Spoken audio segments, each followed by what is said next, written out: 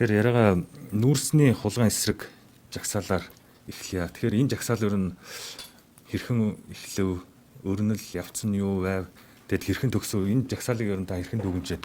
Засгийн газрын өнгөрсөн хугацаанд явуулсан ялгууртай, алга үзэлтэй, дабл стандарттай ийм үйл ажиллагааны үр дүнд хуримтлагдсан иргэдийн бохирдлээсэн гэж бол үзэж байгаа. Эхлээд бол олон янзын жижиг дунд хэлбэрийн жагсаал цуглаанууд бол өрнөж байгаад өнгөрсөн ажиллаа хий гэж нэг жагсаал байдаг шүү дээ. За энэ жагсаал бол эрх хөршлийн зүгээс бол хайрцагсан жагсаал болгож хувирсан. За сая энэ нүүрсний хулгайн эсрэг гэдэг агуулгаар бас энэ жагсаалыг бол хайрцагчлаа гэж үзэж байгаа. Гэтэл энд бол маш олон асуудлууд яригдчихсэн. За энд бол ерөөсөө бүхэлдээ засгийн газар энэ алдаатай үйл ажиллагаанд хариуцлага тооцох асуудал яригдчихэж байгаа. Уг нь бол иргэдийн зүгээс. За гэтэл хайрцаглах байдлаар энэ жагсаалыг бол үр дүнгийн үгүй ижлэн шүү дээ үндсэндээ. Анх бол энэ органик хэлбэрээр эхлээд ингээд явж исэн жагсаал. Том хэмжээний жагсаалд бол олон сонирхлын бүлгүүд байдаг. Бүгд өөр өөрсдийнх нь ярих шиг хөндсөн тэр агуулгуудыг бол хөнддөг. Гэхдээ бие биенийхээ эрхэнд бол халдаж болохгүй. За харин энэ жагсаал дээр очиод бол маш олон ийм сонирхол бүхий бүлгүүд захиалгатаач гэж хэлж болохоор ийм улсад бол жагсаалыг хайрцаглах юм үйл ажиллагаа үзэх юм болж байна. Тэгэхээр энэ жагсаал бол үндсэндээ ямар ч үр дүнгүй болж хувирсан гэж хэлэхэд бол болохоор байна. Та бол сошиал хуудсанд бол бичсэн байсан. Уриалгууд нь шаардлагууд нэг шог байлаа гэж хэлсэн байсан. Тийм. Ер нь бол яг нэг эсэргүүцлийн жагсаал гэж юм байгаа шүү дээ, тийм. Энэ чинь бол бослого биш байхгүй юу? Протест буюу эсэргүүцлийн жагсаал 50 замын жагсаал гэж хэлж болж байгаа юм, тийм ээ.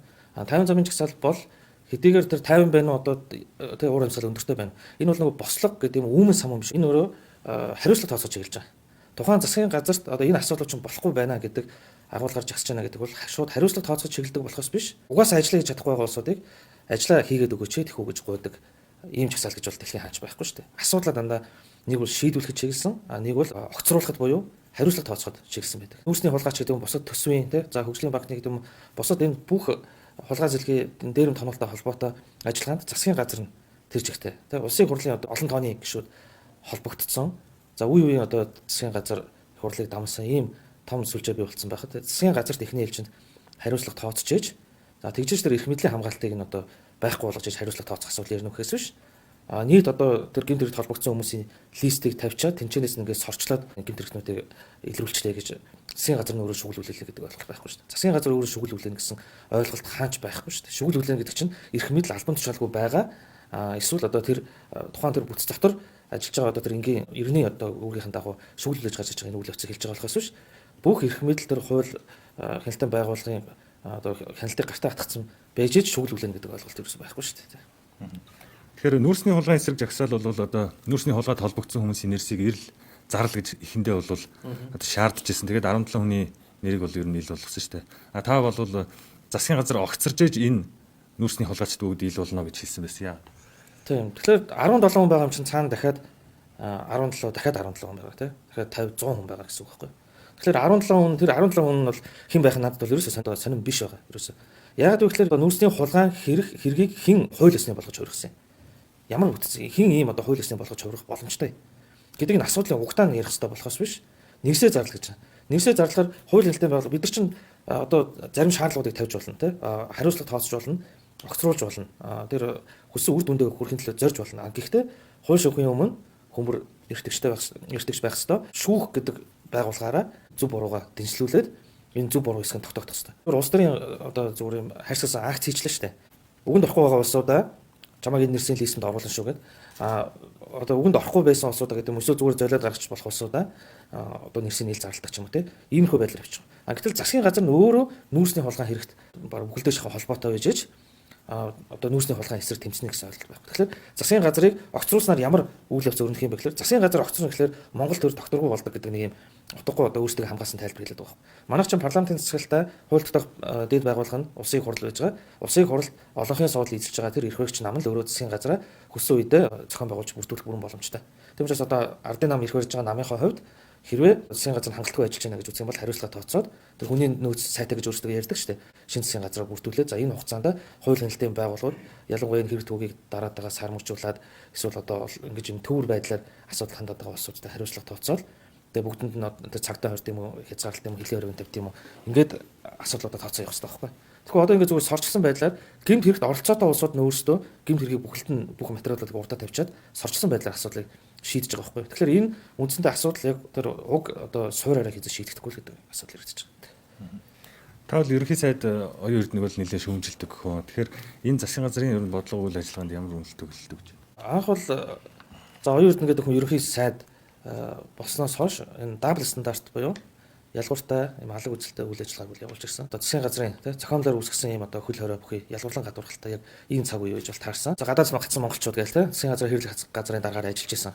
За ингээ улсын онцгой комиссар байдлаар ажиллаж исэн. Энийн араас ковидын урт нэртэй хуулиар далимдуулж олон янзын дабл стандарт үйл ажиллагааг явуулж исэн.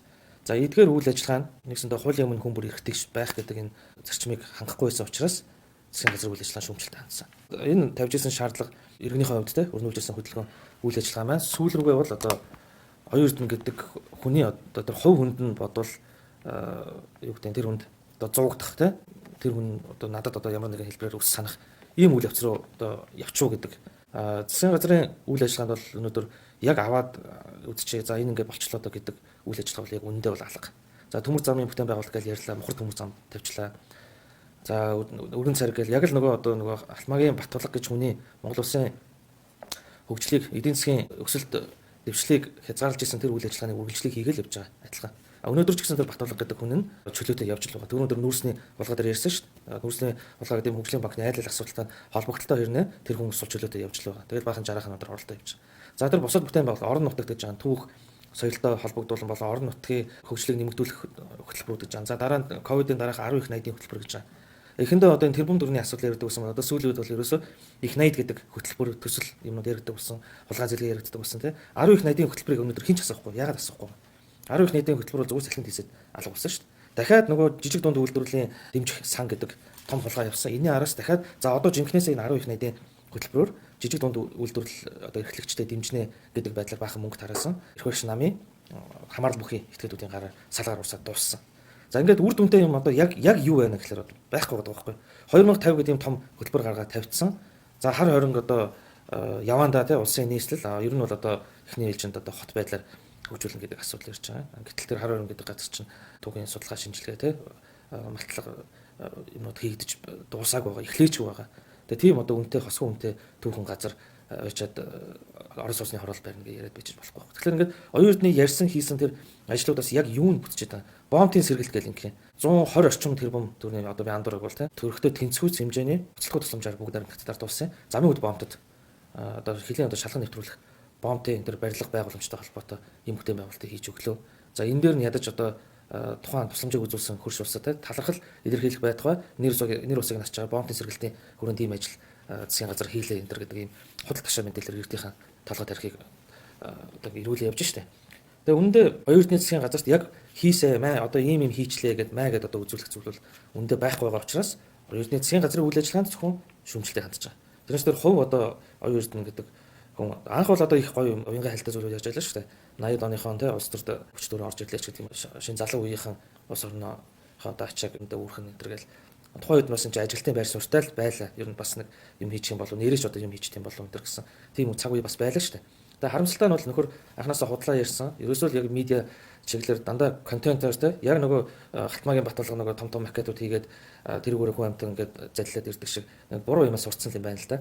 Тэгээ тэрүүгээр л явчихна. Одоо нэг гоё тайлан том одоо хөтөлбөр макетууд за эхнээсээ зарим одоо макетууд нураад унсан шүү дээ. Тэр нөгөө андлын өргөмөрхөө байт те.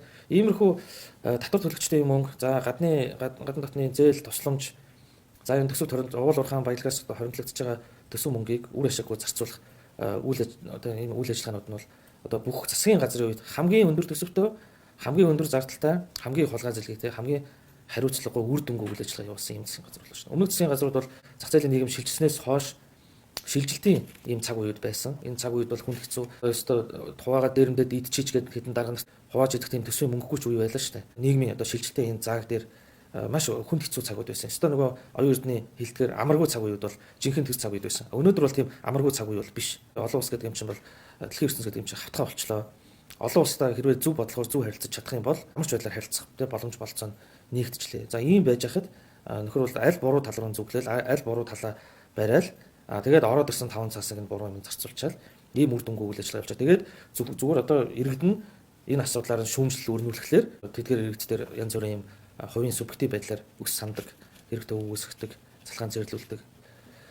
Иймэрхүү байдлаар л үйл ажиллагаа явуулж байгаа. Тийм учраас оюун эрдэнэ засгийн газар бол одоо маш муу бөгөөд энэ ерөнхий сайд бол одоо маш энэ манай Монгол улсын түүхэнд хамгийн шившигтэй ерөнхий сайд гэж бол хэлмээр байна. Тэгэхээр ерөнхий сайдын одоо гомдлоор тань дээр бол нэлээд хэдэн хэрэг үүссэн байна. 7-8 хэрэг байна үү те. Эдгээр хэрэгүүд одоо юу ямар шатандаа явна? Одоо шийдвэр үйл ажиллагаанд нь шууд нөлөө үзүүлээд байсан юм бол байхгүй. За ингээд зөвхөн захим орчинд болон иргэнийхээ хувьар одоо үзэл бодлоо илэрхийлснийхаа төлөө эрүүгийн хэрэг үүсгүүлэх саналтаагаар маш олон одоо гомдлууд ардын намын зүгээс, оюун эрдэнэ зүгээс за мөн одоо түүний эрхэлж байгаа албан тушаалтанд холбогдуулан төлөөлөх эрх бүхий албан тушаалтнуудаас энэ гомдлууд бол ирж хэд хэдэн шийдвэрлүүд оносон шүү дээ. За ялангуяа энэ оюун эрдэнэ засгийн газар бол их гомдомтгой засгийн газар гэж үзэж болно. За ерөнхий сайд нь өөрөө гомдчдаг. Кабинетын сайд нар ингээд бас ингээд гомдчдаг. Анаас явуулж байгаа үйл ажиллагаатай дандаа холбоотой шүүмжлэл байгаа шүү дээ. Тэр хүмүүсийн хувийн амьдрал руу өрөөсөө ороогүй. За ингээд хэд хэдэн зөрчлийн шийдвэрлүүд оногдуулсан. За энэ бүхэн дээр шүүхэд одоо гомдол гарах замаар шүүхтэр бүгд хүчинг болсон байна. Өнгөрсөн хугацаанд энэ хөрөлсөхийн засгийн газраас эхлэв те. За ерөнхийлөгч Батгалгын үеэс эхлээд. За мөн одоо ерөнхий сайд одоо оюун эрдэнэ гэдэг энэ аль аль засгийн газар аль аль үед нь бол гомдлууд гаргасан. Над дээр зөрчлийн шийдвэрлүүд оногдуулсан. Ийм хэрэг үүсгэлээ инглээ тэглээгээд хандах ёстой газраар нь хандахгүй зөв ингээд папро яваад ингэж ирдэг байхгүй. Үгүй би одоо хэдэн хавц ийм материалтай ингээд зурлаад тэгээ хууль хэлтэн байгуулгаар ингээд хэдэн жил явж байна. За ингээд энэ оногдуулсан шийдвэрлүүд дээр нь бүгдэн дээр нь шүүхтэр би ялт байгуулсан байна. Бүгдэн дээр нь мөрдөн байцаалтын шатанд болон шүүгийн шатанд бол бүгд хэрэгсгүй. Давзаалах шатны бүр шүүгийн шатанд хэрэгсгүй болсон. Оюун эрдэнэ гэдэг хүний одоо эрхэмдээ талдар хүнд сэвцэн гэдэг одоо үндслэр над дээр гомдол гаргасан байгаа. За Монгол Ардын намын хуулийн хэлцээс Монгол Ардын намын дарга оюун эрдэнэ нэр хүнд талцсан гэдгээр мөн одоо иргэн оюун эрдэнийхээ хувьд бол гомдож байгаа гэдэг хэлсэн. За мөн засгийн газрын хэвлэх газраас ерөнхий сайдын одоо нэр дөр талцсан гэдэг. Нэгсэндээ Монгол улсад одоо хэдэн оюун эрдэнэ байж болох юм? Тэр хүн одоо тэр бүхэл статусаараа надад гомдож эрүүгийн шийтгэл оногдуулсан байж. Анхны шатны шүүгийн шийдвэрээр за энэ хэрэг бол ингээд тогтоогдохгүй байна гэдэг үндслээр буцаасан. Прокурорудаас эсэргүүцэл гаргаад за тэгээд давзаалах шатны шүүгээс буцаад анхны шатны шүүгэд очиод алж шийдвэр оногдуулж байгаа. За энэ ингэхдээ 23-1 буюу хууль сахиулагчийг эсэргүүцсэн гэх ийм үнэлтэйг хэрэгтэй одоо нэгтгэхэд бид нарт бол шийтгэл оногдуулсан. Оюун эрдэнэ бол одоо бүх ямар боломж болцсон болтон тэр болгондоо бол шууд гомдно. Шууд бусаар бол хэрэг үүсгүүлэх их сонирхолтой. За жишээл өнгөрсөн хугацаанд өрнөсөн иргэдийн одоо жагсаалт цуглаантай холбогдуулан хамт үзэл бодлоо илэрхийлж байгаа тэдгээр иргэд залуучууд дээр хууль бус зөвшөөрлгөө хоригдсон гэх мэтлэнгийн одоо жагсаалт цуглааныг зохион байгуулсан гэдэг агуулгаар хэрэг үүсгээд за эдгээр нь бас одоо зөх шатны шүүх хуулийн байгууллагаар яваад бид нар бас энэ шүүхтэр бас ялсан байж байгаа. За иймэрхүү байдлаар явж Тэгэхээр дээрээ одоо их найдаар иддэг байсан бол одоо доод дунд чатанд бол одоо дунд чатны одоо газар хэлтсийн даргын гэрээс ч юм уу те одоо бүр хэдэн 10 тэр бумаараа гарч ирэх тохиолдлууд одоо баг бодолч хүнд бол баг энгийн үзэгдэл шиг болчих гээд байна шүү дээ те. Ийм нөхцөл байдалд бид одоо яагаад хүрчвэ гэдэг. Монгол улсад одоо нүүрлээд байгаа авилгал албан тушаалын гэмт хэргийг сүүлийн үед эрх баригч нам болон одоо түүний нөлөөний жижиг улс нарын намууд ярихдаа тогтолцоотой шууд холбооч тайлбарлаад байна.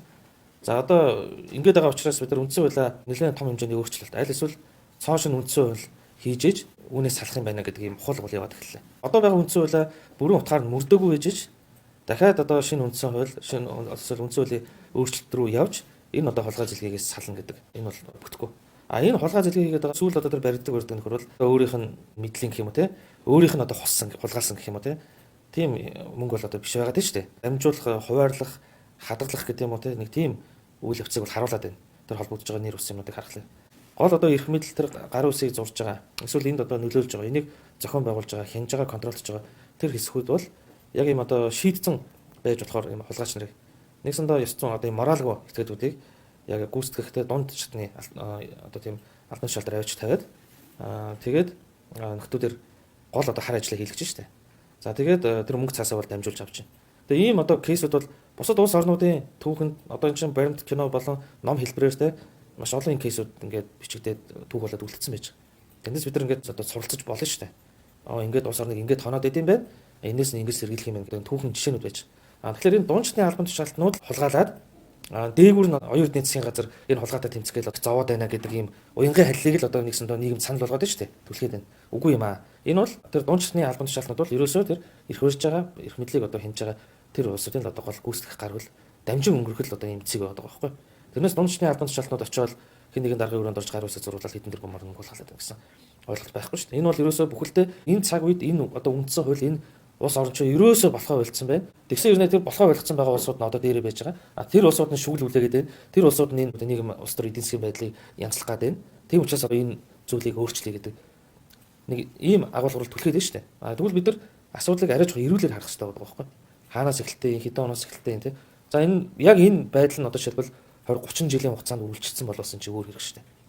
Ялангуяа сүүлийн үед ноцтой яригдж байгаа асуудал бол өсрөөл энэ чинь 5-аас 8 жилийн өмнөөс эхэлсэн бийтсэн төлбөр төсөө орсон энэ том хэмжээний холгаанууд байгаа шүү дээ. Манай улсын эдийн засаг нэг хүнд навд дотоодын нийт бүтээгдэхүүн хэд байхаас хэд болчиход байгаа. Манай улсын төсөв хэд байхаас хэд болчоод энэ хооронд 15 жилийн өмнө бид нар ийм өндөр түнтэй тоо ярих боломжгүй байсан шүү дээ. 20 жилийн өмнө бид нар ийм өндөр түнтэй тоог ярих боломжгүй байсан. Ерөөс энэ чинь 5-аас 8 жилийн өмнөх за өсрөөд 10 жилийн өмнөхөөс эхлээд яригдж байгаа. За магадгүй одоо сүүлийн 3 4 жил хүртэл тэ би одоо бийжиж гарч ирсэн ийм одоо сүлжээ гэдэг юм уу те хулгай ийм эсгийн бий болчиход байна шүү дээ. Тэгээ оюун эрдэнэ өөрөө ингээл одоо тэр нэг оюун эрдэнэ юу ярьж ирсэн бэ гэл нэг ийм видео эвлүүлсэн байлээ шүү дээ 10 хэд оноос гэл өөрөө мэдчихэл байсан байлээ шүү дээ. Өөрөө тэрнийхээ одоо нэг хэсэг бол өнөөдөр явж байгаа. Тийм учраас энэ дунд шатныхантай тэр нэг хүн амтантай зурлалдаал зураг хөргийг нэг хүнийг л гаргаж ирэл бүчнөө дом хулгайчуд байгаа те ийм шийдсэн хулгайчуудын царай гаргаж олон нийтийн хил мэдээлэл хэрэгслээр гаргаж ирэл те тэгээ нэг оймс маймс ухаал ингээд амир байгаа байхгүй зөвөр яг хин энийг зохион байгуулад байгаа те а аль засгийн газар үе тэр асуудал үүсэж байгаа тэр засгийн газар нь огцорчтол байх хэрэгтэй байхгүй засгийн газрыг хилээд байгаа шүү хэрэгтэй үед нь сольж явах хэрэгтэй энэ бол одоо юу гэдэг нэг удаагийн сэлвэдэг памперс шиг сольж явах хэрэгтэй болохгүй л болоод ирэх юм бол тэрийг унгаагаад дараагийн засгийн газрыг огцруулж явах хэрэгтэй. Тэрс засгийн газар нь доктортой байхлаар улс орны хөгжил доктортой байдаг гэдэг яг тийм онол ном одоо сайн хэлж мэдэхгүй юм байна. Хаанаас тийм зүйл гаргаж ирчээ. Дунджаар ингээд 1.5-аас 2 жил байна гэж үздэг. Тэгвэл дунджаар ажиллаа сайн хийж чадахгүй юм бол тэгвэл тэр хэмжээгээр л огцроод явж байгаа хэрэгтэй. А одоо сүүлэр үе ярьж байгаа засгийн газар ерөөсөө парламентад хараадаг, засгийн газар бүхний дээр засгийн газар шүүхээ хатгадаг. Ерөөсөө засгийн газар гэдэг нэртэй коммунист намын одоо ийм том хурал. За дээр нь одоо ерөнхий сайд шиг юу ч нэрлж болно шүү дээ. Тэр нь юу ч байж болно. Нэг тийм ерөнхий сайд нэртэй нэг ийм дарангуйлж гаргаж ирэх замрагуул яваад шүү дээ. Тэгээ ер нь бол энэ эрх мэдэл албан тушаалд гарч ирсэн. Парламентын засаг бол манай улсын тусаар тогтнолын баталгаа юм аа. Нэг хүн дээр эрх мэдэл төвлөрөх нь бол буруу юм аа гэж одоо байр сууриа яг зоригтойгоор илэрхийлдэг хүн бол оюун эрдэнэ шүү дээ. А оюун эрдэнэ нэг хүний гарт эрх мэдлийг төвлөрүүлэхийн үйл ажиллагааг бол эрчимтэй сүүлийн үед яг явуулж байна. За сүүлийн үед болж байгаа жагсаал цуглаануудад бол залуучууд идэвхтэй оролцдог боллоо. За та бүхэн ч гэсэн бас залуучуудын төлөөлөл тэгээ одоо no war, double standards, police reform гэдэг ч юм уу ингээд залуучуудын эсрэг үзэл жагсаал цуглааны хэлбэрүүд их олон байна л да. Тэгэхээр эцсийн харин үр дүнд хүрж байгаа байдал нь жаахан тиймхэн байна уу гэж хараад байна. Тэгэхээр ер нь бол одоо энэ жагсаал цуглаан гэдэг ч юм уу энэ зүйл одоо яаж үр дүнд хүрэх ёстой юм бэ? Ер нь энэ улс их орны нөхцөл байдлыг одоо хэрхэн яаж өөрчлөх юм бэ? Сая одоо энэ жагсаалын үеэр бол одоо хувьсгал хэрэгтэй гэж ярьж ер нь яаж одоо бид нар одоо үр дүнд хүрэх юм бэ? За Монгол улсын иргэд үзэл бодлоо илэрхийлэх, жагсах, цуглах гэдэг юм уу? Эвлэлдэн нэгдэх. Энэ соёлд бол хангалттай хэмжээнд бас суралцааг байна. Яг ийм боломж нь одоо харьцангуй нээгдээд нэг 30 орчим жилийн хугацаа болж шít. За энэ хугацаанд бол иргэдэн хүн амын хувьд одоо хэцүү тооны хүн амтай. Иргэдэд энэ улс төрийн боловсрал эвлэлдэн нэгдэх энэ боловсролын дутуу одоо түгээсэн гэх юм нийтлэг болгож чадаагүй. Үүний улмаас бол жагсаал цуглааныг бол зөвхөн одоо улс төрийн хэрэглүүр гэж хардаг болсон. Багахгүй. А үр дүнгийн тухайд бол иргэд үгээр хэлж үзэл бодлоо илэрхийлэх, жагсах, цуглах, эвлэлдэн нэгдэхэд бол энэ дээр заавал эцсийн үр дүн байх шаардлагагүй. Энийг бол шаардахгүй. А үр дүнг бол юунаас шаардахгүй гэхээр засгийн эрхийн төлөө тухайн одоо хууль ёсны дагуу өрсөлдөөд тодорхой дэмжлэгийг авсан эрх бүхий улс төрийн нам эрх мэдэлтэн албан тушаалтнууд бас бол үр дүн шаардна. Тэгэхээр засгийн газрын үйл ажиллагаа болохгүй байна. Энийг ингэж хийхсгүй байсан. Ингэж хиймээр байна гэдэг иргэдийн шаардлага бол энэ бол иргэдийн одоо хяналт өгөөд шахалт үзүүлж байгаа хэлбэр. Эндээс ямар нэг үр дүн гарахыг бол одоо шаардахгүй гэсэн. Шинэ чанар нөрөө тийм. Харин үр дүн гарахыг шаарддаг үйл ажиллагаа бол тэр тухайн эрх баригчдын засгийн газрын тухайн хууль тогтоож байгаа тийм санаачилж байгаа. Тэдгээр улсуудын үйл ажиллагаанаас тухайн улс төрийн намаас засгийн эрхийн төлөө өрсөлдөж байгаа. Тэдгээр улсуудын үйл ажиллагаанаас энэ үр дүн шаардах нь бол зүйтэй. За бидний өрнөрсөн хөдөлгөөн жагсаал цуглаач гэдэг юм уу? Одоо хурал хилцүүлэг тийм олон янзын юм одоо хийгээл явж л байна. Энэ бүхнээс бол үр дүн шууд үр дүн гэх юм уу засгийн газрын одоо шийдвэр болоод гараад ирсэн. Улсын хурал дээр хууль болоод батлагдсан юм үр дүн яг хэд байна вэ гэдээ нэрлэх юм бол одоо бас хэлж мэдэхгүй. Шууд бас одоо агуулгаараа бол иргэдийн одоо оролцоотой шахалтаараа дамжуулаад өөрчлөлт нөлөөнүүд бол үзүүлсэн гэж бол итгэж байгаа. За ялангуяа хүн болгоно л одоо дараа цэрэг одоо сайгвал дабл стандарт гэдэг юм бол ярьдаг болсон байна. За ямар ч сан дайн зүг буруу гэдэг дээр бол маргадаг болсон байна. За гадаад дээр нь дахиж одоо хизээч монголчуудаа тэгж гацааж болохгүй гэдгийг бүгдээ ойлгочлоо тий. За өвчин зовлонтой өөрсдөө баярлжсэн гээд ард иргэдээ бол гэрт нь хорж жагаад наадан баяр хийх юм бол нөв наадам шүү гэдгийг бас ойлгочлоо тийм ээ. За ингээд нэгсэндээ энэ бүгдийг ингээд харахаар энэ бол ерөөсөө хуулийн өмнө хүмүүр эрхтэгч байх ёстой гэдгийг шаарддаг байхгүй. Ганц л зүйлийг шаарддаг. Нэг нэр нь тэг хэлбэр агуулга нь үйл явдлууд нь л өөрчлөгдөж яваад байгаа болохоос юу шаарддаг вэ гэхээр хуулийн өмнө хүмүүр эрхтэгч буюу бити ийм алга үзэлтэй, ялгуурлан гадуурхалтай, даавал стандарттай байгаа чи гэдэг юм. Ингээ иргэд ер нь юу хэлээд байна гэхээр хуулийн өмнө хүмүүр эрхтэгч байхгүй болоод ирэхлээр үгүй чи ингэж байхад би яагаад болохгүй гаа. Амааг ингэж одоо хяхаж авчичаад чи яагаад ингэж байгаа. Тэгвэл ингэж барьцахтаа энэ өөрөө хуулийн өмнө хууль ёсны бөгөөд яг эрхтэгч байх ёстой. Тэгш биш шүү тий. Тэгш эрхийн тухай би яриаг. Хуулийн өмнө эрхтэгч байхын тухай яриад байгаа. Одоо ардын намынхан бол юу ярьдаг вэ гэхээр тэгш эрхийн тухай яриад байгаа. Хүн болгон өөр байдаг. Тэгээ хүн болгоныг зэрэгцүүл зогсоож байгаад тэнцвүүлээ тайхыг яриад байгаа. Бид юу яриад байгаа гэхээр хуулийн өмнө эрхтэгч байхыг яриад. Би өөрөө неоконсерватив үзэл номлолтой хүнийхээ хувьд хуулийн өмнө эрхтэгч байхыг л тэгш байдал гэж үздэг байхгүй. Тэрнээс хүн болгоны байгаа байдлыг тэгшдэхийг одоо эрхтэгч байгаа байдал гэж тэгш байдал гэж үзэхгүй байна гэдгийг л ярьдаг. Тэгээ иймэрхүү байдлаар ингээд за одоо энэ хараа нөө фашист нөө нацист гээл те. Одоо энэ Монгол улсад те бүр ийм эрхчлөөд ийм олон улстай хөл нийлүүлж явж байгаа ийм улсад ийм фашист нацистууд үйл ажиллагаа бол болохгүй шүү дээ. Хүүхдийн хүчирхийллийн эсрэг ковидтой холбоотойгоор өмнөх засгийн газрын үед хүртэл ерөнхийдөө докцор гэдэг бүр ийм хаштагтай те хариуцлага тооцсон. Оюутны засгийн газар чинь хамгийн анхны бүдүүлэг алдагаа эмэгтэйчүүдийг гэртээ хийх ажилгүй хүүхд гаргаад твтээд байдаг. Одоо энийг бойлуулахын тулд цэрэгт явуулна гэж хэлсэн юм шүү дээ. Тэгээ энийг нэрсэргүүцэж 8 9-өөс илүү буюу эмэгтэйчүүд иргэдийн эрх бол ерөнхий сайд гэдэг энэ албан тушаалаас илүү гэдэг агуулгатай ийм жишээлбэл жишээлбэл үнэлж байна. За ингээд сонгогдох хэрэг тий. За ингээд одоо гадаад гацсан монголчууд гэдэг ингээд ийм хөдөлгөөнүүд бол ингээд өрнөд явж байна. Одоо энэ хугацаанд хилцүүлэх зохион байгууллаа. Олон янзын уулзалт хурал зөвхөн жагсаал цуглаан биш шүү дээ. Жагсаал цуглаан бол нэлээд одоо тийм акшн өндөртөө хүмүүсийн нэг анхаарал илүү нэг орж ирдэг ийм үйл явц болохоор хүмүүсийн анхаарал төгсөж байна. Яг тэр хурал зөвлөгөөн хилцүүлэг энэ зүйлч чинь одоо ч нэг нам юмсэл үжил бодлого хамаарахгүй те асуудлаа тойроод ингээд ярьдаг энэ үйл ажиллагааны чинь бол явсаар ирсэн шүү дээ. За дээрээс нь засгийн газар улсын хурал эрх мэдэл албан тушаалтнууд тавьж байгаа асуудлын талаар бүгднийг надад бичих цаасаар харилцаж ирсэн. Бүгд төвшөнд тухайн хөдөлгөөнөөр төрийн бас байгууллага замбар улс төрийн намаарч гэдэг юм уу те иргэнийхээ хуваарч гэдэг юм уу. Гэх мэтлэнгээр ингээд асуудлууд тавиад ирсэн. За энэ хугацаанд бол эдгээр үйл ажиллагааны үр дүнд маш олон үр дүнгууд бол гарсан байж байгаа. Засгийн эрхийн төлөө өрсөлдөөд мөрийн хөтөлбөрөөр танилцуулаад сонгогдсон улс төрийн нам л одоо тэр үр дүнгийн өмнө одоо үүрэг хариуцлага хүлээх үүрэгтэй. Иргэд үзэл бодлого илэрхийлснийхэн төлөө бол ямар нэгэн одоо хариуцлага хүлээх үүрэг хүлээхгүй шүү дээ. Тэгэхээр эдгээр олон одоо хөдөлгөөн таны энэ тэмцэлийн үйл ажиллагаатай холбоотойгоор тань руу бас нэлээд дайралт янз бүрийн их ирдэг байсан. Шар даваатаж гассан гэдэг тэр нөгөө наадмыг зохион байгуулсан гэдэг бид ч бас шүүхэр орсон шүү дээ.